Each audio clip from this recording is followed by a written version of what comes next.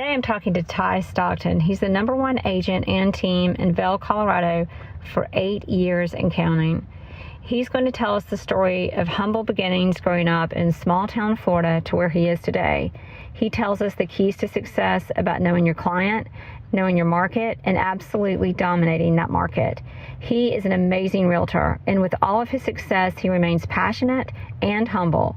Tye is all heart.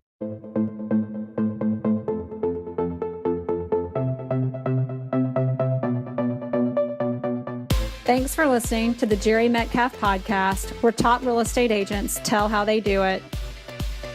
This podcast is to share knowledge for realtors and raise awareness for Give Back Homes, where real estate professionals work together for social good. Jet Centers Aviation, Bentley Atlanta, Legends Global, thank you for your sponsorship. All right, everybody, this is the Jere Metcalf podcast. Today, I am thrilled that we have Tye Stockton.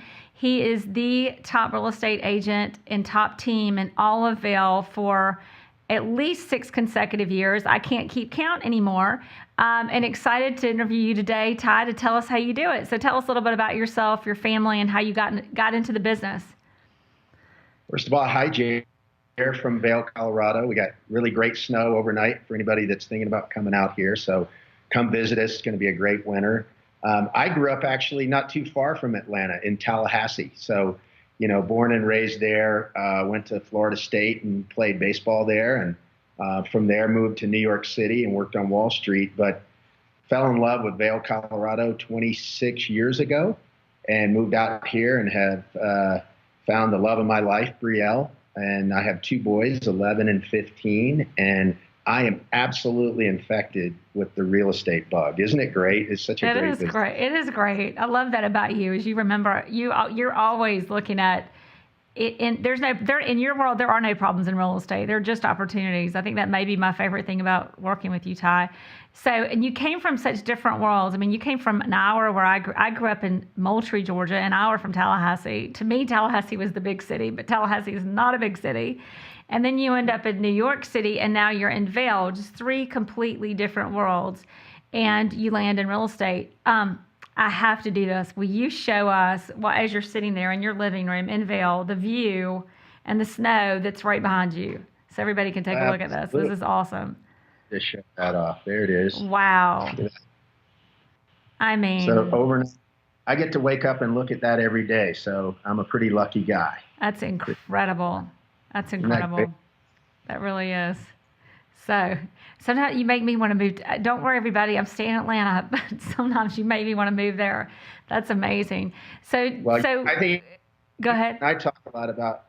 You'll come and work with me sometimes, and I'll come work with you. We like sharing stories. Exactly. Passion for this business. It really does take the best people. Really, it takes a lot of passion to be involved in this business. You're right. You're exactly right about that. I think that might be the differentiator of successful real estate or anybody successful in this business. So how did you go from, a little bit of it speaks for itself, but tell us a little bit yourself, like how you got into real estate. Obviously tell us a little bit about what you were doing in New York City. I know you were vacationing a little bit in Vail, and then what was that trigger point that got you in Vail, but really what got you into real estate and to being a real estate agent? Isn't it great how sometimes in life you have this aha moment and you figure out exactly where you're supposed to be and who you're supposed to be? Growing up in Tallahassee, my dad was a home builder, a custom home builder. So I grew up around construction my whole life, and watching him really fulfill those dreams for people. I saw that, and it at that time, it didn't seem to resonate as much with me, although I was deeply involved with it. I worked with him in the summers and in my spare time. But after I graduated from Florida State, I moved to New York City to pursue a Wall Street career. I worked for Merrill Lynch and Bear Stearns. So I got a deep background in finance and securities. And I thought that was where I was going to really end up being in terms of my career. And I came to Vail with a group of friends from Florida State. We did a guys trip out here and had a great time. And I have to tell you, Jere, as a really good athlete my whole life, it was tough for me to fathom that I could be so bad at skiing. And so it really made me determined to come back a few more times. And as I came back, I really, had this sort of quiet moment where I felt like I was really centered here. And it kind of reminded me, although it's in the mountains and a completely different geographical location than Tallahassee, I grew up fishing and hunting and just being in the outdoors and sort of that Boy Scout sort of feeling that I had. That voice just kept getting louder and louder. And I decided after 5 grueling years of Wall Street, which was really, 10 years in 5, as you know, you've heard stories of people that, they work 80 hours a week. I was one of those guys. And so, I really wanted to kind of get off that fast track. And I really didn't intend to stay in Vail. I thought I could, satisfy my appetite for that feeling of being here. And I took a job in San Francisco after the winter, and they agreed to let me come stay and ski in Vail and try to get better at it. And when I moved here, I just fell in love with it. And it really said, I'm going to make a life of this here. I want to be where I'm centered and where my heart is and where, it's kind of my happy place. Yeah. And so I bought a rafting business of all things, Oh, wow. Okay. Yeah. And it was so much fun. And, meeting people that were pursuing, outdoor and adventure, regardless of the income, just they followed their hearts similar to what I wanted to do. And after a while, I realized there really weren't very good margins in that business. Coming from a finance background, I was looking for something that would be a little more profitable for me. So I got into commercial real estate here. And I did that for a while until I sold a lot of the commercial properties that were part of my portfolio. And as they say, I sort of sold myself out of a job. Wow. And getting back to that sort of that place where you have that aha moment, I realized, hey, you know what? I love real estate. I love finance and doing deals. I was a salesman for Bear Stearns in New York. And when I put all those 3 things together, I said, I'm uniquely qualified to sell beautiful, luxurious, high-end homes in Vail, Colorado. And I love the deals. I love the homes. I love the people that I meet. And, it's been a great business for me. And I look at it, we all have our hobbies. I love to fly fish and I love to ski and I love to hike and camp. But my favorite hobby may actually be buying and selling real estate for people. I wake up every day and I get so excited to do this, and it doesn't seem like a job to me. And you started doing this 2006, right? You became residential in 2006, which is a little over 10 years now. So that's awesome. So tell us about this. What was your first real estate deal? Like, not real estate, because you obviously did commercial, but 2006, you decided, okay, residential real estate. How did that first residential transaction, where did that client come from and how did it happen? It's a fun story. I don't know if everybody can remember that first one. I suppose they do, but I had a friend here that I had worked with in the hospitality industry when I was trying to figure out what I was going to do. And he had another friend of ours that was a real estate broker as well. And this guy was looking for a house for him and he wasn't able to find one. And he said to me, look, I spoke to him and I know it's your first deal and you don't have a lot of experience, but I love your enthusiasm and you've been in Vail for a long time. So let's have a little competition. Whoever can find me the right house first gets the deal. And I said, I don't know if that's going to really breed a good environment or not, but we all 3 sat down and sort of liked the idea of that challenge. Mm-hmm. And so, we set the task to go try to find this guy a house. And I not only did I find him one, I upsold him, by about $200. Awesome. There you go. Yeah. Well, only because I was listening to him and I said, what you want doesn't exist. And I don't know if you can afford more, but, I think for a long-term buy, this is a really great house for you. And they discussed it and they bought it. And so, it's interesting. He sent me a message this morning. His birthday was a couple of days ago. And he reminded me, he said, I will always be your first real estate deal. I remembered you way back when. So it's very memorable. That's awesome. They still live in the house. They love it. And I was off and on my way. So it's a really great first real estate Wow. sale. And so you just talked to him this morning? I did, That client? yeah. That's awesome. Happy birthday, by the way. I sent you a text, happy birthday, but yay, I can't believe it. Yay. Except Oh, gosh. Isaac's going to edit the happy birthday out because it's not going to be your birthday when this goes out. And everybody, it's going to look live. So anyway, so when you started in real estate in 2006, where did Sotheby's come into play? Or who were you with when you started? When I started with a small company that actually doesn't exist any longer called Sotheby Real Estate. And I did a big commercial real estate transaction, and the broker that represented the buyer for that was a residential real estate broker, and she was sort of incognito. So she bought this commercial property for Vail Resorts, which is the big ski mountain operator, the management company here. And they bought a parcel, which they still own. And when I sold that, she said, "God, you were really good at that. You should really think about residential real estate." And so I switched over and I worked with Sotheby Real Estate, which was a small boutique firm. And then I left that firm to go work for another boutique high-end firm called Ron Byrne and Associates. And I spent a couple of years there, which I had a great experience with. And then in 2009, I bought the rights to the Sotheby's International Realty franchise, which was a game changer for me. Wow. So tell us a little bit about that. I mean, and just to fast forward, I think you represent right now 150 million in listings. Is that about right? And you represent some of the Ritz-Carlton properties. I love to have 150, and I love to sell it way down. And exactly. So you tell us a little bit about what you're doing now, and then so everybody knows, like, here's where you started, here's where you are now, and then a little bit more about the story and the process. So tell us, you've got about 150 million in listings. You represent Vail Resorts and Development Community, and I think it's associated with Ritz-Carlton. Tell us a little bit about that. Exactly. So I've been the exclusive listing agent for Vail Resorts for the last 10 years. We represented a project that they built in Lion's Head, which is part of the base village of Vail. It was a Ritz-Carlton residence, and there were 71 condos. And I'm happy to announce that of the 71 condos, I just sold the last one. And so we're completely sold out, which was a great project. Congratulations. And we had another building and another project like that. It's been a huge success. I represent a number of general real estate projects, high-end homes, condominiums. Vail has a lot of really great magnificently located condos right in town.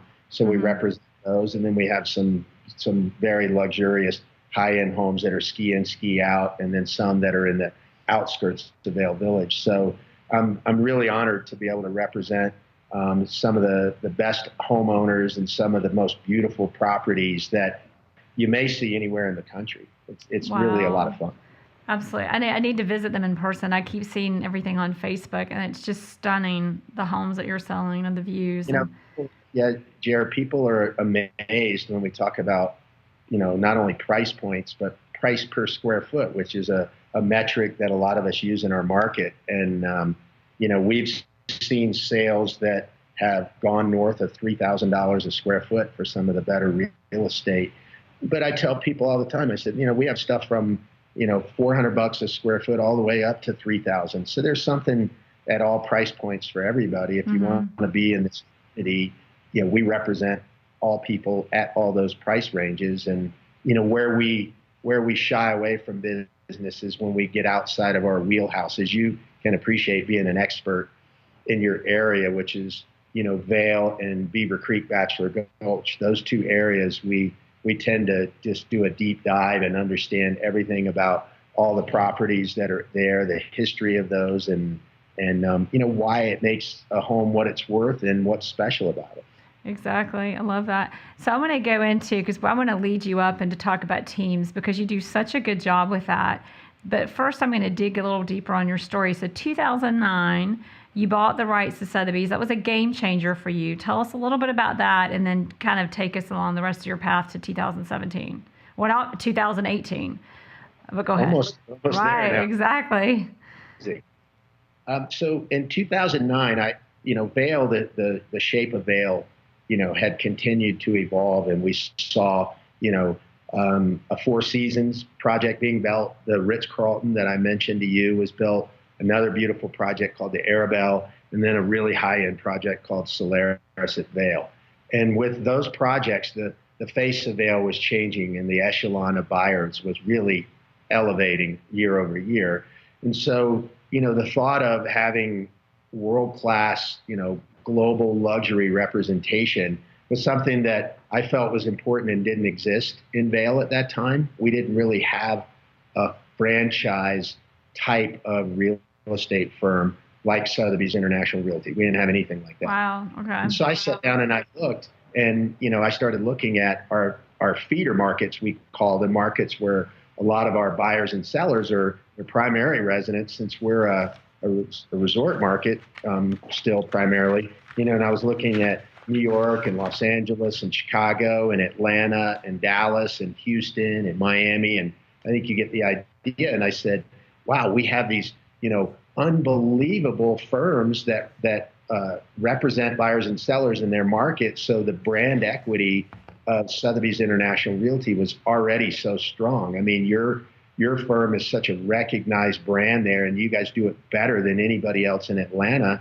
And I said, I want somebody from Atlanta, for example, to come to Vail and say, there's a trusted brand here. So I went to New York and New Jersey, and I negotiated the rights to the franchise in Vail, and lo and behold, off we were running. And that was a time in 2009 and 2010 where real estate was not really a hot topic, and it certainly wasn't very popular. So exactly. To me, it was a great time to enter in the industry as an owner with a great franchise.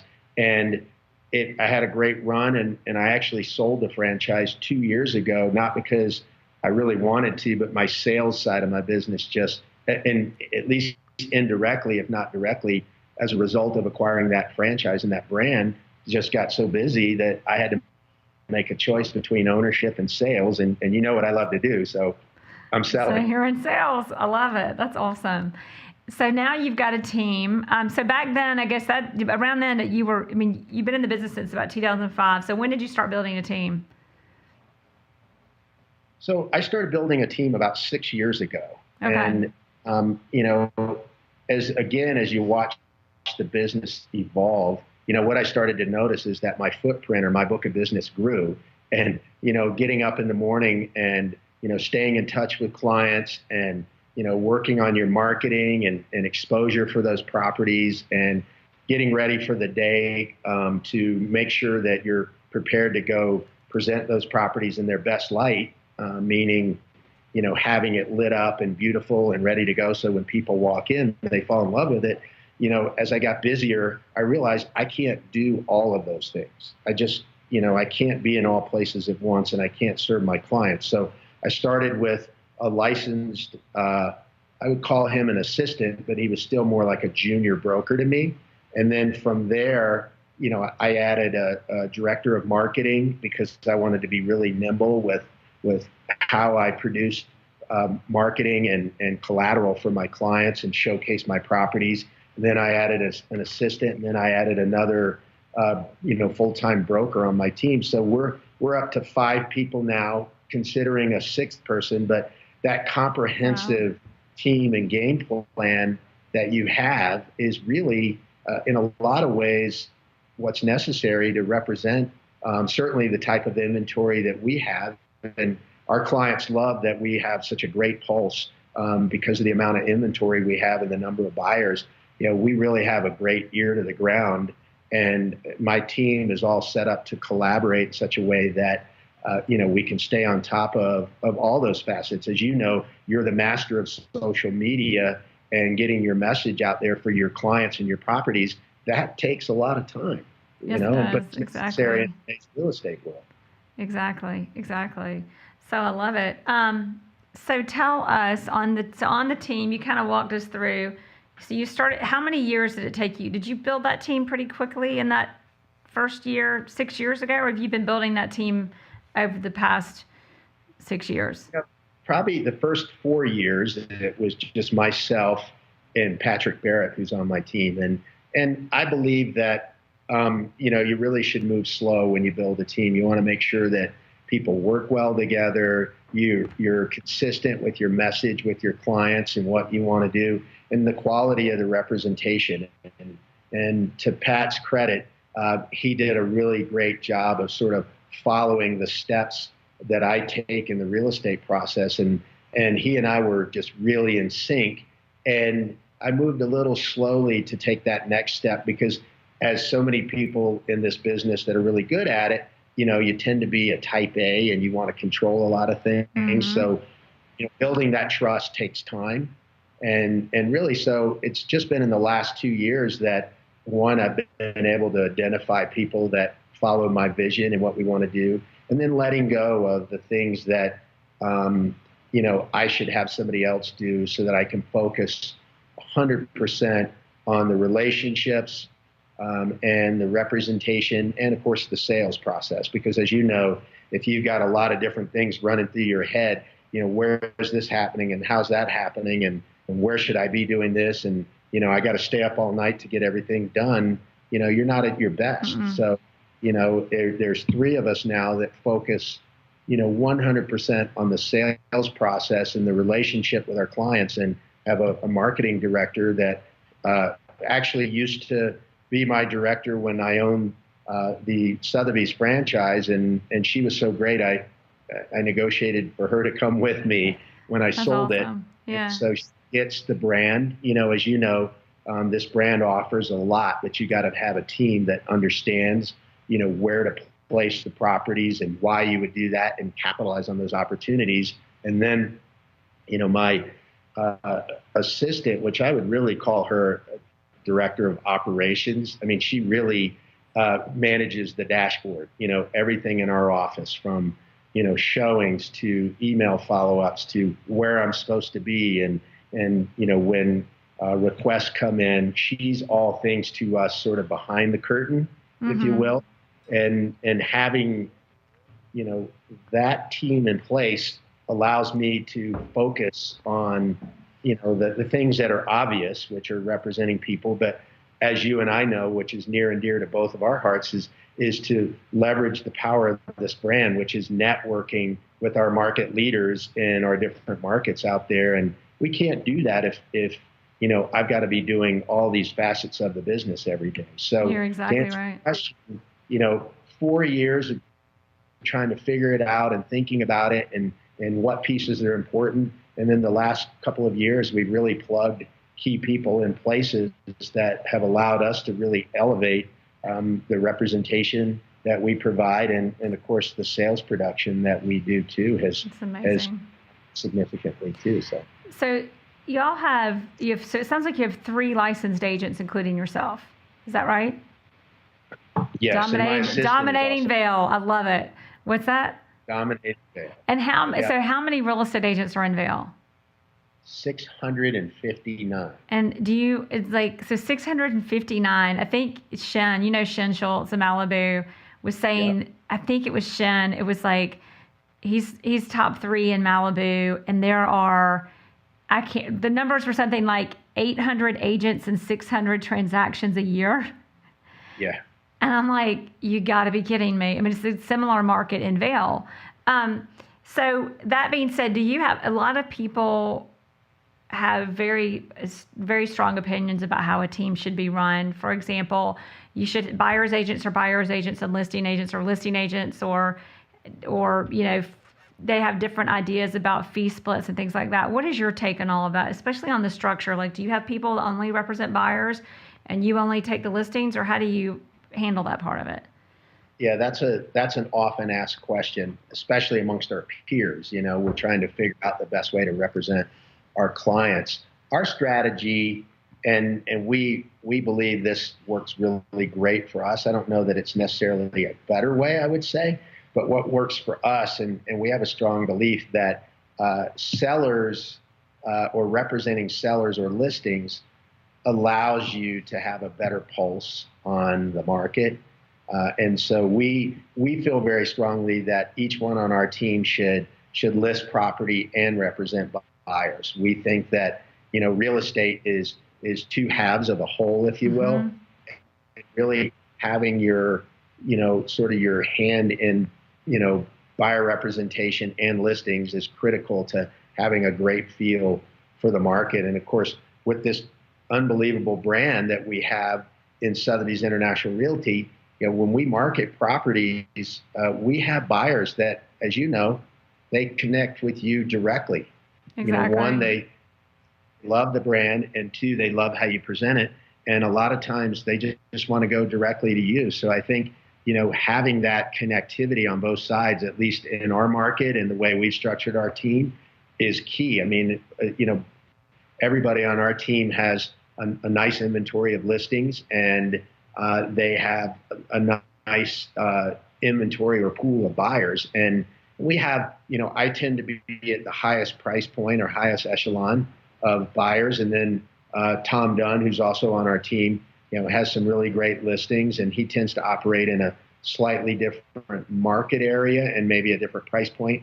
And Patrick Barrett, who's our rock star up and coming guy, is, representing clients in maybe a slightly different area at a different price point. And if I have somebody that's a friend or is referred to me that may be a little bit out of that wheelhouse that I talked about in terms of my expertise, I look to somebody on my team that really has that nice overlap. And we try not to cannibalize each other, so we try to make sure that we all have a slightly different strength. It doesn't mean that we're really great in this one area and bad in another. It may be that we have a propensity to be really strong, for example, in Beaver Creek, and that's your primary strength, and your secondary strength may be in Vail. So we think that overlap is key. And when I'm in the enviable position that I get to take my family on vacation, I want my clients to know that the other two colleagues on my team know their property very well,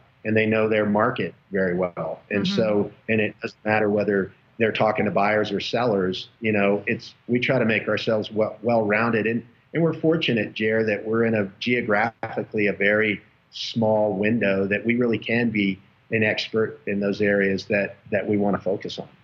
That's great. And I love what you said, because I think exactly the same thing. When I became an agent, I didn't handle buyers. I only did listings. How did I get away with that? I still don't know. Maybe I should do a course on that, except I don't believe in it, because I was dealing with buyer's agents and they were speaking a language to me that was foreign, because I was like, what do they do? Like, I didn't understand what they dealt with. But it's back to your point. So much of our business is pure negotiating. And if you're negotiating, you have to understand the shoes the other side's in. And how can you understand the other shoes if you're never in them? So if we have the opportunity to do it, I think it's every team member should do it. I mean, you already said it, but I just couldn't agree with you more. And I think when you represent sellers and you have listings, you have to know what your competition is out there. Mm-hmm. So, this business can consume you with so many things to do. So true. And I find that having listings requires and forces me to make sure I'm seeing all the inventory.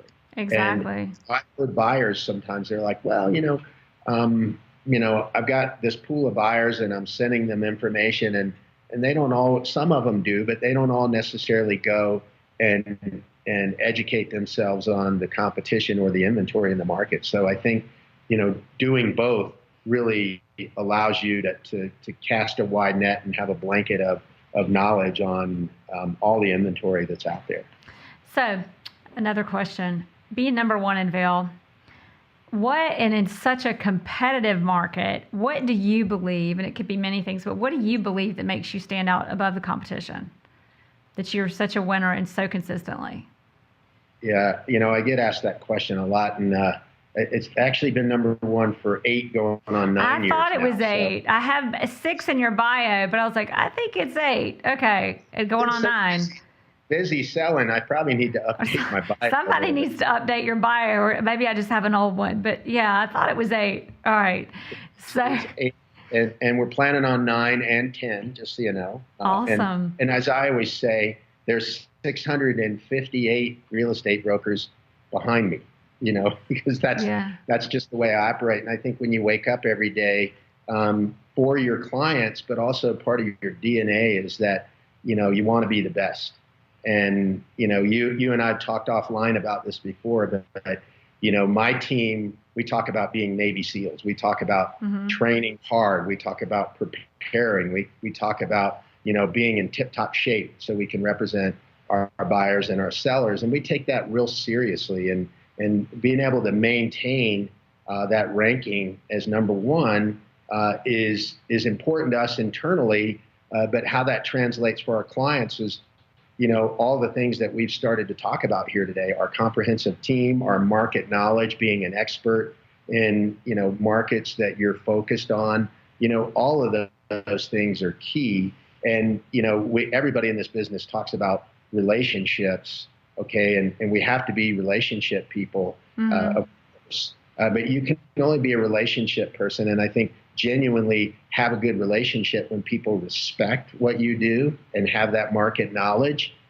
We say all the time, if you are the best at what you do and you have the most knowledge and you have the most beautiful marketing and representation and people like you, why would they work with anybody else? And then I throw in, of course, the Sotheby's International Realty brand, and that's a powerful combination. So, as we do that every day, and I tell my team members periodically, I say, just like a Navy SEAL, one day they may wake up and say, I can't train at this level anymore. It's too grueling. It's too taxing for me. We talk about that all the time. I say, one day, I won't have that same desire to show up and do it at the level we do, but we're not anywhere near that. I love this. And so it makes us really good at what we do. We answer the phone when it rings. We get back to people right away.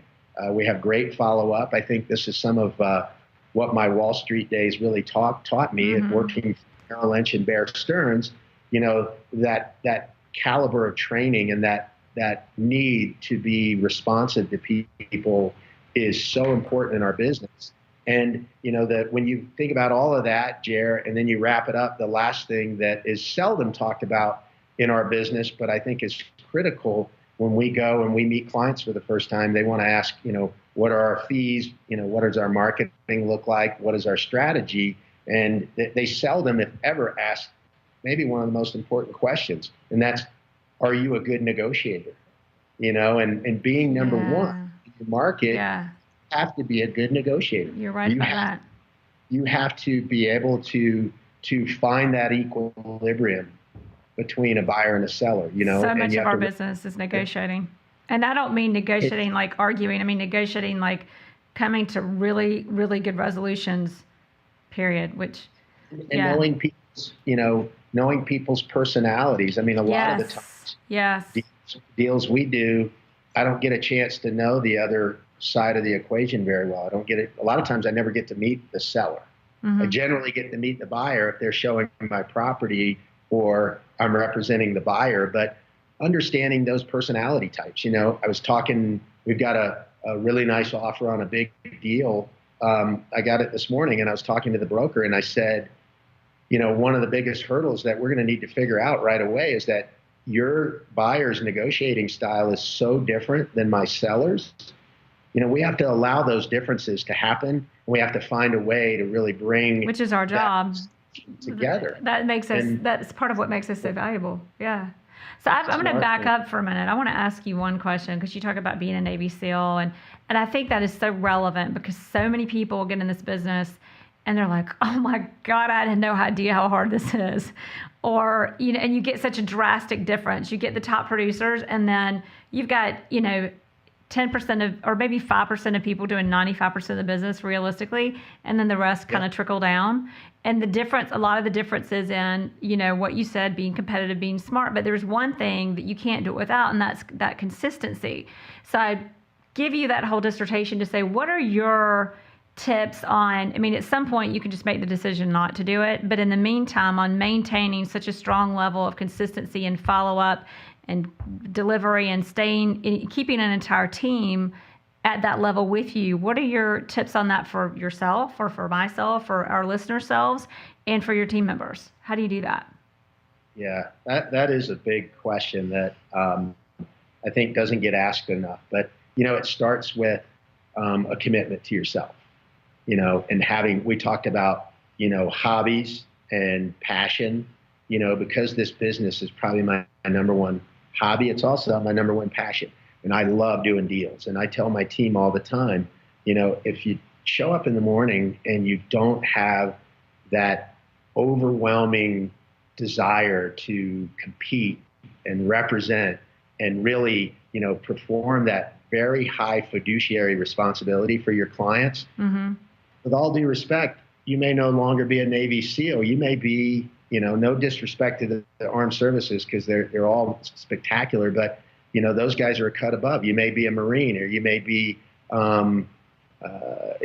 Air Force or whatever it is. And for my former world, when I worked for Merrill Lynch, I loved my Merrill Lynch days. But a lot of times people, when they want something, very targeted, they talk about Goldman Sachs, for example. Want that cut above. And that's what Sotheby's International Realty brings. And, there's good. So true. Yeah. It's great. And it's not for everybody. As you said, 5% tackle that. But, those are the kind of, numbers, maybe even smaller, that you're talking about in the armed services between a Navy SEAL and the rest of the armed services. So, when you think about getting up every day and looking at, what am I going to do today for my clients? What am I going to do today for my team? What am I going to do for our book of business? It all has to be thinking about being the very best. You have to take care of yourself mentally and physically. You have to take care of your team. Treat your people really well, because if they're happy, then everybody's happy. And our clients pick up on that. They know when, Barry Weens, for example, my marketing director, is doing a virtual tour shoot and a photo shoot, and she's at a house for 7 or 8 hours, late into the evening, making sure it looks just perfect. Yeah. And I have people so many times call me and they go, oh my God, she was amazing. And her attitude was so great. And she was such a professional. And the same thing with Brooke Moline, that really manages our process and interacts with our clients. The emails are so professional and well thought out, and the follow-up is great. And we provide a concierge type of service. Okay, so on that, yeah, I'm going to interrupt you, but I want to know. I've got two things I want to ask you. But first, what is so you go in the listing appointment, you take a listing. I love to ask this question, because the biggest complaint about real estate agents, according to the National Association of Realtors, is lack of communication. I doubt you have that problem. So that being said, what is your follow-up? Especially, I don't think it's a problem with buyers so much as sellers. I'm sure there's just a natural flow, but also a system. And what are those two things to keep in touch with your sellers and communicate and keep them happy? Yeah, I think communicating with your clients is such a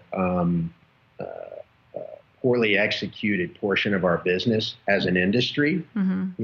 Follow-up time. And, I think some of the best ways to refine that art is through making mistakes. We talked about, in my early part of my career, I got busier, and I found that I struggled to really be able to communicate effectively and stay up with my clients as much as I should.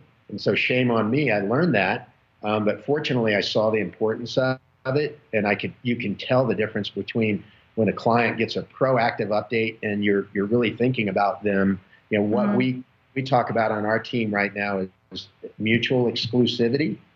And by that, I mean, if we have, 30 or 35 listings at one time, how do you make all those people feel special? Well, you have to make them feel mutually exclusive, that they're the most important people, and they're all very important. But how do you execute that? It's tricky in our business, especially if you're a market leader like you are, or some of our peers out there. And so what I've found, getting back to the team notion, is having a comprehensive team. Is I explain to them, when we go on a listing appointment, for example, I try to take my whole team and I introduce everybody. I say, I'm not trying to overwhelm you with people, but you need to know the players and the roles. So Barry's going to talk to you about all things marketing. And of course, I'm going to follow every step of that. And we're going to have some follow-up conversation, but you're going to get the meat on the bone for marketing from her. And then showings and updates and correspondence, you're going to get that from Brooke.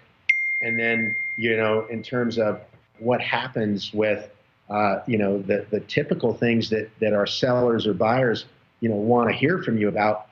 I'm on top of that constantly. So, you get this very high level detail. So they're getting updates from 3 different people. And sometimes more. Okay. And marketing, basically what I would call a listing coordinator, and then the listing agent. Yeah. And what we find, Jere, is that when we provide them with, say, for example, showing feedback from Brooke and then marketing updates, people have a chance to read that in their own time in the comfort of their home or wherever it is they are. And then I say, let's schedule a call for tomorrow or the next day, and let's talk about all that. And you can ask questions, but then let's talk about doing a deep dive in what's really happening with your property. So they may see showing feedback, but as you know, in our business, what happens when you ask for showing feedback from brokers or buyers? It's generally negative, yeah, right? Exactly. So we talk about make our sellers feel better that, look, okay, because, they didn't like the appliances in your kitchen, that doesn't mean that the house is a throwaway. Everybody has certain things that are important to them, and it's not the same for everyone. And you ask for feedback, they're going to give you, in most cases, sort of negative feedback. So we try to make them feel better. And then we talk about, hey, and this is the importance of being there for every showing, as opposed to lock boxes, which we don't do. Absolutely, yeah. We're there, we light them up, we're there, and that gets into that personality thing. Okay, the husband is a big skier, so he is the guy that's really the decision maker. The wife may be along for the ride, or the other way around. The wife is, I want a place for the family in the summer. Me and the kids will be here, and the husband is, hey, I'm going to be in Dallas where it's hot and I'm working, but I want my family to be there. So knowing who is driving the decision, you can only get that by being at that place at that time. And then your seller is the beneficiary of having that firsthand knowledge, as opposed to, you get feedback from a broker that's representing the buyer, and they go, exactly, the kitchen, or there were too many steps, or the house didn't have an elevator. Doesn't mean much. And that's usually, I always tell my clients, when you hear that, they're just coming up with something. That's not the reason why they said no. It's just what they gave you because you asked them for something. It could become something completely different they can't even articulate. But you can have insight. Now let me. When you're. Yeah, go ahead. Yeah. So I was just going to say, those nuances, that people share with you when you interact with them. Many times I'll tell my seller, I go, you can anticipate an offer from this buyer. I can tell. They like the house. They're a real buyer. Their time horizon is pretty near term. And, you have a high degree of predictability, both from being in the business and experience, but having that interaction with them, that this is a real buyer and they like their home. So do you find, I'll give you an example, in Atlanta, in certain neighborhoods, I just don't. Certain neighborhoods or price points, I refuse. We're not putting a lockbox on the house. I'm going to be at the showing, period, end of story, like it or not, because if you're not there, it's just, there's too much I don't know, or it's easy for the buyer to get perception something's wrong. On the flip side of that, we get neighborhoods where agents are fast. There's lots of agents. It's a lower price point. They're in and out. They just want a lockbox. They don't want to see you, and they get annoyed. Do you have that? I mean, Vail is a much smaller market, so you may not have, you may not have that challenge, but do you ever have listings where in a certain price point, in a certain market, you're better off with a lockbox, or are there absolutely no lockboxes? We do. We seldom have that as the default. We know that that's sort of the norm in a neighborhood or a price point. And we certainly tell our sellers, look, we don't want to miss a showing. That's one of our sayings, is that the Stockton group never misses a showing, right? Well, I like it. Yeah. So we put a lockbox there. Sometimes we put it there because it could be one of 2 or 3 of us on our team that's going to go handle that showing. But sometimes we put it there because the broker says, the buyer really doesn't want anybody there. We're going to be in and out. It's a first round thing. And then, we have what's called a CVS code. I don't know if you have that. We have those. Yeah. So we put those on there. That way somebody can't just blow into a house. And we say, and we know certain brokers are very responsible, and we understand the reasons why. And we want to not force our style on somebody. Certainly in the higher end homes, that is a requirement. But sometimes we do have lock boxes on our showings. But having said that, We never, ever let a showing happen unless it's last minute and that's the only way we're going to get it. We still go and we'll light up the house and have it ready, and then we'll leave and the broker can show That's it, and great. then we'll go back because they show better. Makes a difference. That's awesome. And it makes them, it's that sense of when you care about the house, whether it's the owner or the agent or it's that general side of the deal, it just like our brand, it creates an immediate perception of better value. Immediate when you've got the house ready. So And a higher success rate. yeah, right? well, exactly. That's the whole. That's why that's relevant. Thank you. Exactly. So, what is your biggest aha? And we're getting short on time, but I want to ask you 2 more questions, or I actually have 3 more. Number 1, what is your biggest aha about this business? Biggest aha by what? About real estate. People come in, you know, the general consensus is it's an easy job. You put your sign in the yard and your best friends hire you because they know you and you make a lot of money. End of story. And then they get in the business and they usually just quit. So what's your biggest aha? I would say, coming from a Wall Street career, remember where I said I worked 80 hours a week? Right. Sometimes this business is probably more difficult than that. At least I knew when I went to the office, you know, I worked and we had a job to do, and I was sort of in control of, you know, the workflow and the timing and everything. You know, in this business, our schedule is not our own, you know, and you have to be okay with that. Yep. You know, when you're sort of on, you know, on duty, which is pretty much every day. Right. When you're on vacation, I will tell you that vacation and my family time, that's when, you know, I turn it over to one of my other teammates because that helps me stay fresh and energetic. But, you know, this notion that I'm going to get into real estate so I don't have to work so much or so I can have my own hours is probably the biggest misnomer or misconception in this business that I hear all the time. And, you know, you probably get it too. I get it in my market. Somebody goes, oh my God, I see, you know, all this great real estate you do and, you know, you're selling so much and you're so successful. I want to get in the business. Will you talk to me about it? And I say, yes, I'm happy to. But just so you know, when we sit down and talk, I'm going to spend the bulk of the front end of the conversation talking you out of this business because you need to be prepared for what you're about to get into. It is a hard business.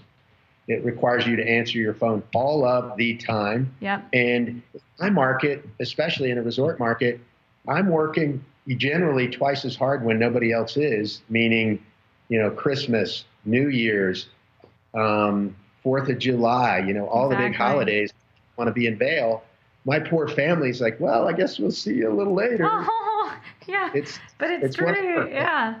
You go, you know, we take great vacations, you know, in our shoulder seasons. But our team, you know, literally when I hire people, I've learned just put it in writing and say, here's kind of when we work and here's when you shouldn't ask for time off. Of course, family emergencies aside and things like that. You know, that aha moment is, oh my God, this business is very challenging. And, you know, with us being an international market, I could get calls from, you know, 13 time zones away, Australia and Hong Kong and, you know, Canada and Mexico and Venezuela and the UK and I mean, you name it. So I'd be on, you know, and when I call my phone my $1 million maker, right? And, that's my. It's like one thing I like to ask people is what's your favorite real estate tool? But I take the phone out because the phone's the phone's just, I don't even ask the question anymore because it is our phone. Well, and it's my office, you know, probably 80% of the time I'm on. People tell me, my dad used to say, when you go on vacation at the beach, I know you're still working. And when you get home, you have a suntan line, which is the outline of your phone next to your face because I know you're on. Well, now we have AirPods, so we could just have little lines on the side, like little sideburns on our ears now. Except I still put the phone in my ear just so people know I'm actually on it. Do you use the CRM, or do you have a preferred client relationship management system, Contactually, Revolve, or just a spreadsheet, or what do you use to keep in touch? Yeah, it's a good question. You know, I've used a bunch of them. I've used Salesforce, which is so robust, it's almost overwhelming. Great product, but hard to lock it down. I've used Top Producer, which, you know, has been in the industry for a long time.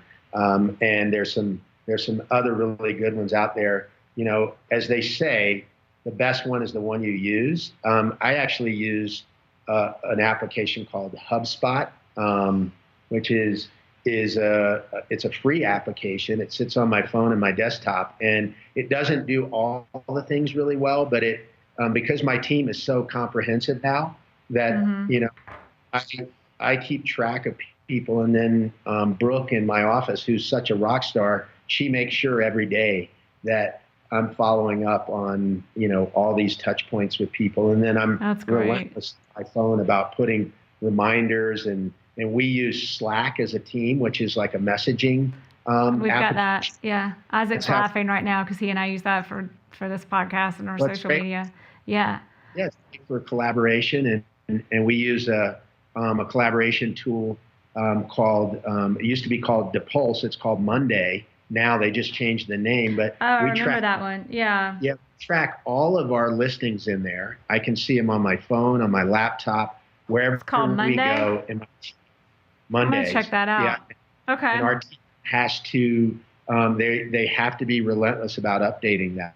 So when we have photographs taken, when we have videos done, when we have through all the contract sales process. So it's from soup to nuts. When we go under contract, it triggers a whole checklist of things, so we don't let things slip through the cracks. Now I said I had 3 more, and I've already asked you 2, so I'm supposed to have 1 more, but I actually have 2 more questions. 1 more question. Book. Okay. Give us 1 book on business that we should all read that are listening to this podcast, to this interview. Okay, so I'll just give you one. I'm kidding. I'm going to say, out of all the questions that you ask me, that might stump me, because I know there's a lot of ones out there. Right. But I built my sales success on my career on really emulating the best people that I can surround myself with. In the old days when I worked for Bear Stearns, my mentor, my sales manager, taught me all the fundamentals in sales and professionalism. And since I've gotten in this business, I look at the best in markets rather than sitting down and reading a book. As you know, I'll get on the plane and I'll go meet the best and brightest in Santa Barbara or Chicago or Miami or Dallas. And I'd much rather sit and absorb and take in the best from all the people that are doing it in real time today as it relates to me. So sadly, I don't have that winner take all great. I love it. That's awesome. No, you're the only person who's never had a book. I'm obsessed with Never Split the Difference. I'm obsessed. That's a great one. I just put it out there. I can't even help myself. Isn't it great? I love Shin. Shin Schultz recommended it. I can't remember. I think Shin was the one where I was finally like, okay, fine, I'm reading this book, because he was so into that book. But I'm reading it I do audibles. I don't read either, but in the car, I just turn on audibles, and it just gets me. It's almost like a meditation thing. It just keeps me level-headed. It keeps me thinking well. It keeps me negotiating well, especially that book.